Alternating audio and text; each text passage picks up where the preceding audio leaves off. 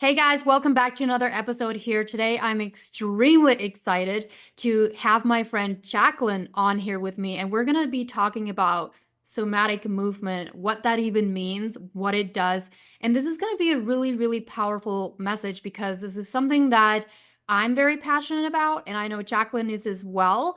And it's something that I believe, I strongly, strongly believe that is important for us to know, understand, and it's also a tool that can be used in your healing process. So I want to introduce you to Jaclyn. Jaclyn, welcome to the show. Thank you so much for having me. I appreciate you, Lizzie. Awesome. Well, Jaclyn, tell us a little bit about yourself, your story, your history, like where are you from? What do you do now? My name's Jaclyn Renee. Everyone just calls me Jack, so you can feel free to call me Jack. By trade, I'm a transformational health coach, also holistic health coach with a personal trainer background. And what does that even amount to these days? I don't even know if I'm using all of that, but I specifically specialize in chronic illness, helping people with negative thought patterns, and now have become a facilitator because I created and founded a method called Release Method, which is the somatic movement that you specifically speak of. I love that. So we actually have very similar backgrounds. Like I started my career as a trainer, went into holistic health. And so we've talked about this before. Like there's just so many similarities. But where did this start for you to get into somatic movement? Yeah, thank you so much for asking. It's a crazy story, but I know you and your audience love crazy random stories of people having Yes. transformation. So I'll just dive right in. But 3 years ago, I lost my mom. Up until that point of losing my mother, I had been pretty healthy, right? We all have these stories of being sick and being transformed by holistic health and nutrition and functional medicine. And it brought us to this ultimate holy grail of healing, and then nothing prepares you for the loss of a parent. And it felt like all of my health issues came rushing back times three. My IBS flared up, my skin flared up. I felt depressed. I was stuck in inaction. My business tanked. I have a similar business model to you. My business tanked because there was no way I was showing up on social media with my skin and feeling inflamed. And I hit a bottom, like a really rock bottom. And this was actually right around the time I had moved to Arizona after she passed. And so now I'm sitting there thinking, okay, not that it matters how old you are, but I'm 40 years old. I feel exhausted. I lost my purpose. I feel depressed. I have nothing to go to and I have nowhere to turn to. And that's when I knew ultimately what I have inside of me, I can turn to God. I can go pray. Like I can get on my knees and go to spiritual warfare Mm-hmm. and, Yeah. bang this one out with God and try to figure out what is going on. And so I got really quiet. I got silent. I spent a lot of time alone. You and I both know sometimes you have to heal in isolation. Mm-hmm. And I was getting some messages from God on how to move my body. Like, you got to move this out. You got to move this out. So one morning I heard him say, okay, turn on some music, start moving, but don't try to control it. That was like one of the messages, right? Because, okay, well, I'll do something, but let me try to control it the whole way Yep. and make sure that like perfect. But the truth of the matter is it couldn't be perfect because I needed to be imperfect, admit that I had grief stuck inside of me, admit that I was in pain, admit that I was in my sorrow, my sadness, and that I was sick in order to heal. Because the first step of a lot of this is saying, okay, something's going on. I need to tell people so I can get better instead of suppressing it and keeping it inside. So the first day I do it, I move unapologetically, I feel a little lighter. Then I'm like, okay, you know what? God, I'm going to do this every day for a week, see how I feel. End of the week, I feel so much, I'm feeling energy, I'm feeling less heavy, my stomach feels better. And then, okay, I'll do it for a month. And by the end of the month, I felt completely liberated of my grief, of my depression, of my chronic pain. And yes, alongside, I am doing the things that matter, right? I'm taking the supplements, I'm working out, I'm eating well. but it was releasing the suppressed emotions that I decided not to release for a year after she died that was really contributing to my illness. And so here I am sitting on the floor after a session thinking, well, if this made me feel this liberating, how could this help my clients? And how could this help the world start releasing suppressed emotions, because so much of disease is resonated to this exact thing. And in fact, majority of regular humans are walking around with at least 100 trapped emotions.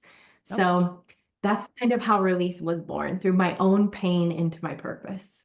I fully believe that a majority of illnesses start with some kind of trapped emotion. It's all connected to an emotion. We don't even know that we're holding on to it.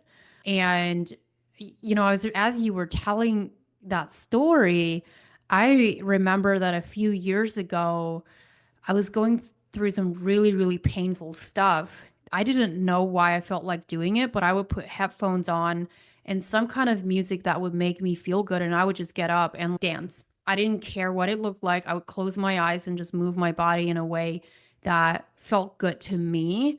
And it's extremely liberating. So I already kind of practiced that without even knowing why I was doing it. I think there's a reason there's a term like just dance it out, because if you dance it out, you'll feel better. So Yeah, it's like crying it out. 100%. Yeah. Crying is a somatic release, yawning is a somatic release, screaming. I can't tell you how many days. I mean, I don't want this to come off like I'm an angry person or anything, but how you feel that little anxious bit Mhm. inside of you, I would just go in my car, turn on music, and scream. Yeah. And then 1 minute later, I feel good again. It's over. No psychosis, just those scream and you move on and you feel so much better. If you really think about it, that's what kids do, because they're not held back by the fear of what other people will think, and just being told, unless they're being told like you can't do that. Like growing up, I was told like I wasn't allowed to be angry. So when I would get angry, I actually got spanked for getting angry. And so that taught me how to hold anger in, how to, when I'm frustrated, when I'm angry, that was a sin. So I had to hold that in. And it took me years to get rid of that mindset and to realize and understand that anger is just another emotion. It's all normal. It's what you do with it. So, for an example, like my parents didn't argue in front of us. And I'm not saying that they should, but it also showed me that I didn't know how to have a constructive argument or a disagreement. It turned me into a massive people pleaser, because I just wanted everything to like stay calm, and arguing or disagreeing in a heated argument or whatever was like wrong. And so I had to learn how to like constructively do that. Yeah. I think a lot of people are learning. I mean, this is the conversation I'm having in every class I do, in every retreat I go in every mastermind I'm in, is this is uncomfortable for me because I was always taught I couldn't do it. Yeah. And that's why I always start by saying this is a safe space for you to finally feel comfortable releasing your emotions, because yeah, anger is meant to be felt. We watch kids have mini temper tantrums and scream it out, and then immediately they're so much better, right? They're like a better kid as soon as they pound it out on the floor. Okay, well, maybe we need to be doing this as well too. And scientifically, the more you do it, the more your body adapts to stress naturally. Yeah. And so the more I've been doing release, I mean, it's been about a year since I launched it. It was maybe about, gosh, it was maybe about 7 or 8 months before that I started developing it, going through it myself, and then bringing it to Mm-hmm. my own community, test it out. And since then, I am so adapted to stress. Like, things will happen around me that I used to be so upset about or be so attached to. And now I just let a lot of it go naturally, because I think I don't have so many emotions built up that I can adapt and handle stress Mm-hmm. so much easier. We don't have to be screaming every weekend to unsuppress our emotions, but the more you do it, the more it offloads, and now you don't have to do it, Yeah. right? Yeah. I'm thinking about my kiddo. He's 6. And last night we got into it a little bit, and he had a moment of getting really upset and he like screamed out and I was like, "Excuse me?" And then he walked away and I was like, "All right, I'm just going to let him, have his moment." 5 minutes later he comes back and he was calm and he was good. Yep. So He's okay. he like The screamed emotion it out. Would you say that handle. most people aren't aware that they're holding on to these trapped emotions? I think so because, I was listening to this podcast the other day where they started talking about that our natural inclination is to immediately go to the physical realm. Mhm. So maybe you're having a little bit of bloating, or you're experiencing acne, or you're losing your hair, or you feel really tired in the afternoon. And immediately, yeah, what can we do physically? We know that there are exterior things we can do, like, things that suppress it, maybe like an acne cream or a medication for our stomach. And then there's internal things we can do that are holistic, that are like herbs and things with nutrition and high quality supplements and stuff like that as well too. And I love that. That's our realm, but that's also still physical. When we look at that, yes, we can get really far with that, but it will still continue to cycle if you don't finish the end, which is really tapping into the emotional and the spiritual aspect of it, like clearing out these emotions. And so people will say, like, oh yeah, maybe, I did that program, I did that 30-day program, I did that 90-day program, and it didn't work for me. And I often say, like, well, did you dive into the emotional aspect, or was it purely physical?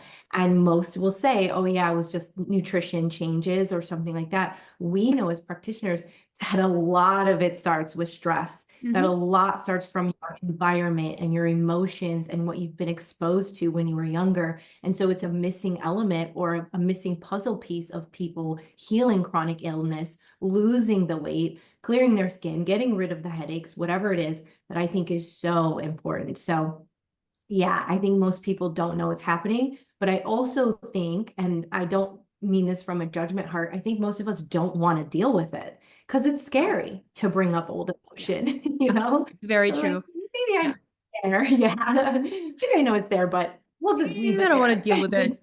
And it doesn't mean that Yeah. you have to deal with it head on all the time right away. Like it can come in layers. Like I feel like I have to have layers of things. Like it's like, all right, I've peeled back this part of the onion.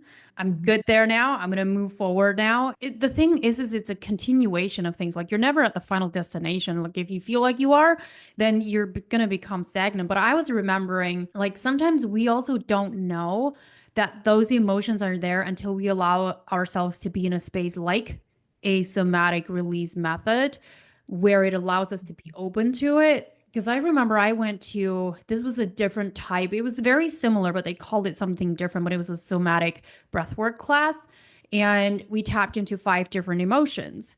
And each emotion, you have different things that come up. But the one thing that came up with me, which I didn't even realize that it was there and that it was as strong as it was extreme sadness. Like sadness was like the strongest emotion that came up for me in that session. And the coach of the class, she was like, well, sadness is suppressed or turns into depression. And when you have depression, that's unresolved sadness. I was like, oh, geez, that makes so much sense. But my clients will tell anybody like the hardest work, but the best work that they do is the mental and the emotional stuff. That's the most transformative thing. So when someone works with me, we're not just talking about what foods you're eating and supplements you're taking and how you're exercising. I'm like, that's like the base, like beginner level of what we're gonna work on here. The rest of the stuff, we're gonna dive deep into this stuff. So yeah, I'm sure you've seen that. 100%, especially in your case, like how were you exposed to food as a child?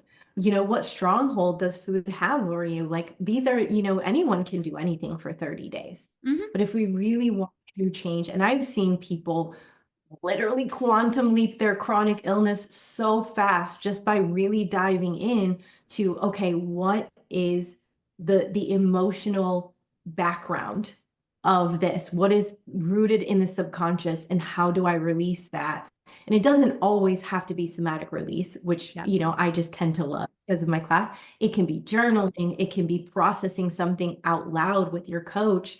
And it could be heavy for a moment in time, Mm. or it can be heavy for the rest of your life if you don't unload it. Mm. It's just, Mm, yeah. that's so good. That's so good. It's the same concept as, yeah, you can do something for 30 days that will give you quick results, maybe.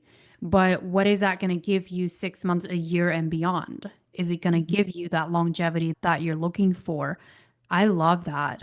I'm curious, what are some of the most transformative things that you've seen with people with this method? Yeah. So, I mean, obviously with my clients, I'm, also doing nutrition and stuff along the way. But a few of the testimonials from my classes of people who aren't specifically a coaching client as well. So purely just a release Yeah. method attendee, online or in person, or whether they went to a retreat or not. Some of them are saying that it lifted a sadness that completely they didn't know they weren't even experiencing joy in life. One of the things we do in release method is we take the emotion that's holding us back, and after we release it, we're on the other side with relief. We turn it into a new word Yeah. that we get to step into, and they've never even done that. They're maybe walking around, I'm sad, I'm sad, I'm sad. Well, what's the opposite of sad? For that person it was joy. How do we step into joy? So they're experiencing joy that they've never experienced in their life at 30, 40, 50 years old. Some people said it provided them so much clarity on who am I, what's my purpose God has for me. I'm so stuck, I'm in inaction. And then, after a class or two, it's so clear because the emotions bog you down with worry and fear. And then once you clear those emotions out, you can now receive the messages you need to receive, feel more clear in the work you're doing. So a lot of people will have like big epiphanies, like, oh, this is my message I'm supposed to receive from God, or this is the answer I've been waiting for. And then also with my clients with high stress and anxiety, when they continue the method, I give them at-home tools to keep going and journaling. Their stress and anxiety levels completely change. Mhm. Like anxious every day, ending the day with shortness of breath, waking up with a million things on their to-do list, where now, like I mentioned before, they just feel more relieved in their body, more confident in their body. And then when something stressful happens at work or something stressful happens with their partner, it's a lot easier for them to move through and mitigate it, or it doesn't last as long. It's not like a 3-week spiral. It's like, okay, 1 hour, we're back. Those are But some you of the biggest. That's amazing. I love that. The thing is, if you're never taught these things, you don't even know why. A lot of people are stuck in this vicious cycle of not understanding why they feel the way they do, why they're thinking the way that they're thinking. It's all these things that are, whether it's trauma from your childhood or anything that you've experienced in your life, you're holding on to those things. And we don't even know that we are. I have a question. So let's say I'm very curious your response to this. Let's say someone tells you, like, okay, I'm on this weight loss journey and I can absolutely not eat bread because bread is the enemy and bread will just make me gain weight. I can't have any of it, period. Not one single piece because that is the problem. What would you say to someone like that? So many things. No. Well, the first thing I always say is I always ask the question, who told you that? Mhm. That's always the first question. Who told you that? Because sometimes a regular person didn't tell them. Like sometimes that their mom might have said it when they were younger, or they saw it from an aunt or dad or something through dieting. Especially in our age range, our parents were rooted in diet culture. And so we Mhm. grew up with that. If they can't really recall, it's typically from subliminal messaging in ads or social media or TV or whatever. And so, what I'll do next is help them dive into the emotions that are tied to that thought process. Mhm. What do you feel after you eat bread? Do you feel guilt? Do you feel shame? Okay, well, where is the origin of guilt and shame coming from? And that's deeply rooted. We can't go down that rabbit hole because it's different for everyone. Some people's guilt and shame comes from, a parent shaming them for being a larger child, which actually happens, which is really sad. Some shame and guilt comes from, okay, I learned this in a diet group, and now I think I have to punish myself for doing it. So next day is juice cleanse, or the shame brings on a, punish. So we got to break that. But to me, before it was all about, okay, let's talk about the pattern and the trauma. Now it's about let's find the underlying emotion that it's tied to and find the trace of where that emotion started. And how can we start lifting away this diet culture and these things that have to be, because those are strongholds. They're like Yep. we're idolizing the food, saying that it can cause us harm or that it can make us good or something. And we don't want to put food on a pedestal. We want to take it off that pedestal and make it more palatable for us to say, well, bread, I mean, has been a part of people's diets for centuries and a pivotal part of what helped people be able to provide food when they didn't have money and stuff like that. How could it be that harmful to us? And start undoing that thought process of Mhm. that. Yeah. Now I understand people have allergies, there's quality of food, Yeah. 100%. I agree that it needs to be high quality, and especially in America, but how do we undo that thought Mhm. that something bad or good, right? Yeah, absolutely. I was thinking about this the other day because I saw someone that was promoting their program and they were talking about it was a 30-day program. And they said, if you mess up like one thing or one day, you have to start over. And my thought process was like, well, you're teaching people how to focus on failure and shame for not being able to be perfect. And I'm like, oh, that hurts my heart. Like it's never about being perfect at all. But if that's the focus, then that's what you're teaching people. And I recently came across this there's a goal gradient effect. And the goal gradient effect means your brain responds better if it's focusing up towards a goal versus focusing on something that is like, I have to stay under this number or I can't have. Now you're focusing on the negative, whereas goal gradient is focusing upwards and it's more of a reward. Like, hey, my goal is to get to 120 grams of protein a day. That's my goal. And I'm going to work towards that. And that's a positive feedback that your brain wants. And it makes the experience so much more positive. 100%. I mean, we can, if you look back at the root of diet culture, it's very negative. It Mhm. comes a lot from the terrible emotions like guilt and shame, and it keeps us in a perpetual cycle of not loving ourselves. And at the base of every disease, weight loss, resistance, all that stuff is self-love, is self-worth. And if I keep telling myself, oh, I messed up and I'm not worthy, so I need to start over, versus what you and I teach is, okay, something happened. Let's focus on the positive, but also what did we learn from it? What are we learning about ourselves? What are we learning about our bodies? Yeah, maybe your body didn't like it because it physically makes you ill. Yeah. Let's tie it to that and feel into that more than, oh, we have guilt and shame and now we're going to be fat. Yeah. We need to start having conversations about, and I first of all just love your concept, and just when I met you was, yes, undiet me, like let's go, Hmm. break diet culture, Hmm. break our pattern of food being the enemy and ourselves being of shame and guilt for not, food is essential. Yeah. So we need to focus on that. So beautiful, beautiful. Yeah, that's amazing. So, who's the perfect client for you? That's a good question. To be honest, everyone has trapped emotions, Yep. and a single trapped emotion contributes to physical and emotional problems. And like I mentioned before, everyone's walking around with trapped emotions. And so anybody using release method is going to see relief from using it. I mean, I've sent out my little, freebie video to so many different people, and they're like, wow, from 7-year-olds to 15-year-olds, like, wow, this is really life changing. I've been suppressing emotions at all different levels. I do tend to focus specifically on women in my own practice and female entrepreneurs, because I think a lot of their trapped emotions contributes to them not getting success, not being seen, not being able to make impact. Hmm. And I thought, okay, my duty on this world is to make impact. How do I make more impact?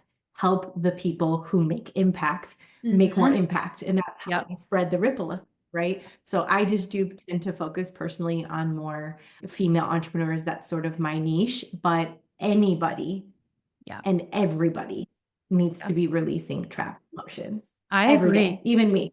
Yeah. Yeah. So where can people find you? Awesome. Yeah. So Instagram is one of my fave platforms. I have my personal page, which is my brand. I am Jaclyn Renee. And then the business release.method, which is the name of my somatic movement experience release method. I'm also on LinkedIn, but I believe that Instagram is the best place because that's where you can get the little freebie classes or test out a inexpensive online class to see if it's for you. Maybe dip a toe in, Yeah. not spend too much money, feel what it feels like and then sort of snowball from there. So if someone wanted to do a mini session or do like an intro, what would that be? Absolutely. So I have the freebie. I can, give it to you to put in the show links. It's a 7-minute freebie to do at home that basically Awesome. just moves you through anger, which is the biggest emotion. And most, anger is really sadness unexpressed. It's grief unexpressed because it's the emotion that's sort of easiest to feel. We don't want to feel sad. We don't want to feel grief, but anger is pretty easy to feel, flipping someone off when you're driving by them or getting pissed at the CVS counter or whatever it is, that's easy. Yeah. But sadness, no, that's too vulnerable. We don't want to have that. So you can have that freebie, which is amazing. And my clients do that. Sometimes they're doing it all the time because it's so fast. The next is we host in-person and online events every month. So online, if you're anywhere in the world, you can get that link. It's $35 to join a class, about an hour and a half. It's not recorded, so there's no replay. I don't like people to, see what people are doing. Yeah. You join, and that can be your first experience. You're in the comfort of your own home. You can have your sweats on. You can be by yourself, so no one sees you in class. And next level, if you're in Scottsdale, Arizona, which is where currently the in-persons are, they're every third Saturday of the month. Those are like the best entry point. I love that. Thank you so much. Is there anything else that you would like to share with the audience? If you're battling something, whether it's relational or spiritual or personal or professional, your health, and you can't quite figure out what's going on, this is a great place to start unfolding and tapping in and learning about your body and what it's actually capable of. Because I see people becoming the healthiest and happiest version of themselves by releasing these chains these emotions hold. So even if you're resisting it, you can take one step in this direction. I believe that it's going to be really transformative for you. And I'd just like to say that if you're someone that is like, I don't need that, you're probably the person that needs it. Right, because I thought I didn't need it. I'm like, I'm healed. I'm the holy grail. I'm holistic. And then God will humble you. And he's like, no. Well, Jaclyn, thank you so much. This was so amazing. We're going to have all Jack's websites and links in the show notes so you can go there, but also go follow her on Instagram. If you're in person in Scottsdale, Arizona, go check out her website to find the live locations. If you're not local and you want to do online, I mean, $35, like that's crazy for an hour and a half. You can sign up for that, do a release session and see what it does for you. It's magical. Thank you, Jack. We'll talk to you guys next week. Thanks for tuning into the Lizzie Ens Show. If you're ready to take the next step to transforming your health and life, visit www.undietyou.com for all my resources and to book your consultation today. Don't forget to subscribe and join me each week for more tips, inspiration, and conversations with phenomenal guests to help you feel your best. See you guys next week.